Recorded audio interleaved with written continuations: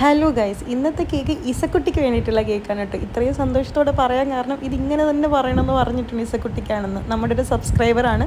പുള്ളിക്കാരുടെ cousin വിളിച്ചിട്ട് പറഞ്ഞു ഇസക്കുട്ടിക്ക് ഒരു കേക്ക് വേണം, എപ്പോഴും കേക്കിൻ്റെ വീഡിയോസൊക്കെ കാണാറുണ്ട്, ഇവിടെ നിന്ന് തന്നെ കേക്ക് കഴിക്കണം എന്നൊക്കെ പറഞ്ഞു. അപ്പോൾ ഫോർ എന്ന് പറഞ്ഞിട്ട് എഴുതാനും പറഞ്ഞു. എന്നിട്ടൊരു ഡിസൈനും അയച്ചു തന്നു. കസ്റ്റമർ ഭയങ്കര പൊളൈറ്റായിരുന്നു കേട്ടോ. കയ്യിലുള്ള കളർ വെച്ച് ചെയ്താൽ മതി, കറക്റ്റ് ഇങ്ങനെ തന്നെ ഈ ഒരു കളർ കോമ്പിനേഷൻ തന്നെ വേണമെന്നൊന്നുമില്ല, കയ്യിലുള്ള കളർ വെച്ച് ഏകദേശം ഈ രൂപത്തിൽ എത്തിക്കിട്ടിയാൽ മതി എന്നൊക്കെ പറഞ്ഞു.